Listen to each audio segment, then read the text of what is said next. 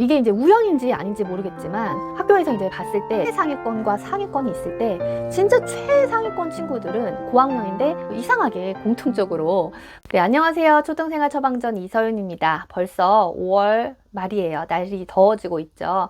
이때쯤이면 이제 1학기가 거의 끝나간다라는 생각이 학교에서도 좀 들어요. 슬슬 이제 학년 말이 다가오고 있구나 하는 생각이 드는데 1학기의 중간을 넘어서고 이제 3분의 2 지점에 와서 우리 아이들이 잘하고 있는지 학년별로 한번 간단하게 생각을 해보도록 하겠습니다. 자, 1학년 친구예요. 1학년들은 유치원에서 학교의 변화가 엄청난 변화이기 때문에 학교만 잘 다니고 있다라고 해도 적응을 아주 잘했다라고 생각을 하시고 칭찬 많이 해주세요. 이 학교에 이제 잘 다니고 있으면 이게 너무 당연한 게 돼버리잖아요. 칭찬 많이 해주시고 그 다음 거기다 더불어 가지고 아이들이 스스로 자기 물건도 챙기고 책가방도 좀 챙기고 할 수 있는 기회를 많이 주셔서 자기 걸 자기가 챙겨보는 그런 시간을 가져볼 수 있도록 해주시고요. 그 다음 책 읽어주기 많이 하셔서 듣는 독서의 시간을 계속해서 주시기 바랍니다. 그 다음 2학년입니다. 2학년 역시 학습에 있어서 두 가지 꼭 챙겨주세요. 뭐요? 언어적인 경험과 수의 경험입니다.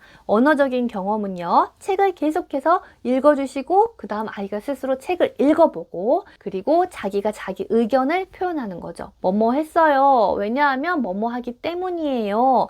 라는 말 자체가 주장하는 글, 논리적인 글의 이제 연습이에요. 이렇게 자기 의견을 표현을 하는 건 수용적인 분위기여야 한다. 자, 그 다음에 수의 연습은 연산의 연습이죠. 저학년 때 특히나 이제 덧셈 뺄셈에 익숙해지는 과정인데요. 이것을 구체물로도 해보면 좋은데 이게 구체물로 뭐 바둑알이든 사탕이든 수 모형이든 집에 있으면은 해보고 그 다음에 반복해서 연습하는 거. 매일 꾸준히 10분씩 연산 문제집을 풀면서 연습하는 거 계속 하셨으면 좋겠고요. 자, 그 다음에 3학년 같은 경우에는요. 국어, 수학, 사회, 과학, 영어, 음악, 미술, 체육 여러 가지 교과로 나눠지면서 학습의 양이 늘어나게 됩니다. 그래서 아이들이 이제 공부가 정말 본격적으로 시작이 되었구나 하는 생각도 들고 실제로 가르쳐 봐도 이때부터는 뭐 노트 정리도 가르치고 마인드맵도 가르치고 이것저것 가르쳤을 때 더 효과가 확 나오는 그런 시기예요. 그래서 예습, 복습, 사회, 과학, 수학 이런 것들을 꾸준하게 더 했으면 좋겠어요. 1학년, 2학년 같은 경우에는 저학년은 책을 읽고 연산 풀고 이 정도로만 해도 학습적인 구멍이 크게 없이 잘 따라갈 수 있다라고 한다면 이제 3학년부터는 조금 더 교과의 예습과 복습에 집중을 해주는 거죠. 물론 매일매일 사회, 과학 다 연습을 하고 예습을 하고 복습을 하고 하는 게 쉽지 않을 수 있습니다.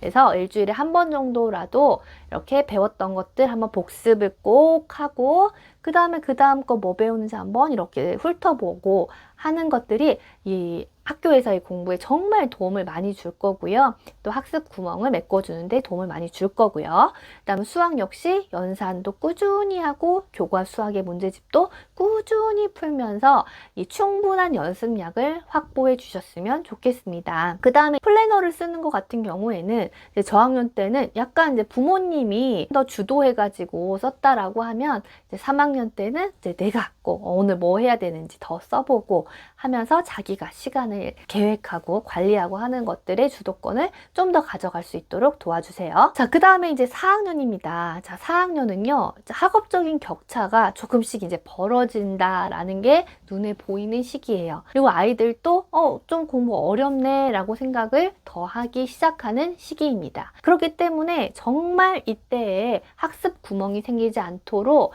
예습 복습 꼭 해보시고 그 다음에 수학 같은 경우에도 연산과 교과 문제집 꾸준하게 꼭 풀어보세요. 그래서 틀린 문제도 다시 한번 확인하고 수학 노트에다가 풀이를 체계적으로 써보고 하는 그런 연습들을 해보시고요. 역시 독서의 시간은 계속해서 잘 확보를 해야 되겠습니다. 특히나 4학년 시작이 됐을 때에는 지식적인 독서, 비문학적인 책의 독서들도 조금씩 더 많이 권해줬으면 좋겠어요. 그 전에는 한글에 익숙해지고 글밥에 늘려져 있는 데에 초점이 맞춰져 있다 보니까 재미있는 책을 읽으면서 글을 읽는 방법에 대해서 배웠다라고 하면 이번에는 책을 읽으면서 정보를 배워가는 그런 시기가 되겠습니다. 그 다음에 이제 5학년에서는요. 이때 정말 사춘기가 많이 와요. 특히나 5학년 2학기 때요. 5학년 1학기까지는 아이들이 아직은 애기애기해요. 2학기 되면서 조금씩 사춘기가 왔구나 하는 친구들이 많아집니다. 그러다 보니까 이제 부모님과의 갈등이 생길 수도 있고 예전만큼 부모님한테 이제 더 매달리거나 예쁜 척 하거나 하는 일들이 없을 수가 있어요. 그래서 이때는 조금 더 간섭이나 개입이 줄어들어야 되겠죠. 그렇기 때문에 사실은 그 전에 스스로 학습하는 습관이 잡혀져 있는 것이 도움이 많이 됩니다. 하지만 지금 시작을 한다고 해서도 늦진 않았습니다.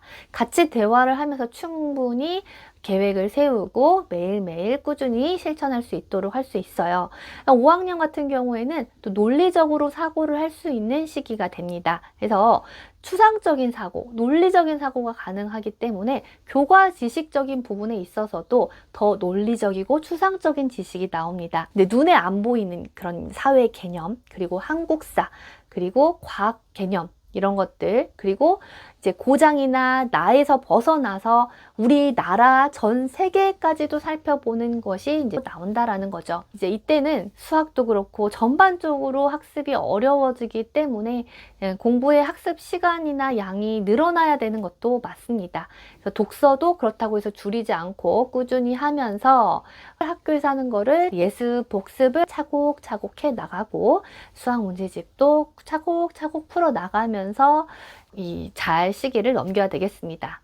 그 다음에 이제 6학년 같은 경우에는요, 이때는 정말 이 초등학교의 마지막 시기처럼 생각을 하는 것도 성숙하고 그리고 공부를 하는 양도 정말 많고 독서 같은 경우에도 정말 수준이 높아질 수 있는 그런 시기라는 거예요. 예습 복습은 계속해서 해야 되겠고 그리고 독서도 여전히 꾸준히 최소 하루에 30분씩은 했으면 좋겠고요.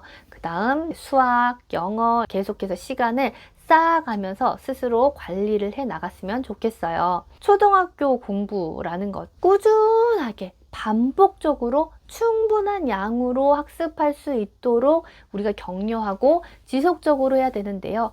너무 빠르게 할 필요도 없습니다. 그렇다고 해서 아예 손 놓을 것도 없고요.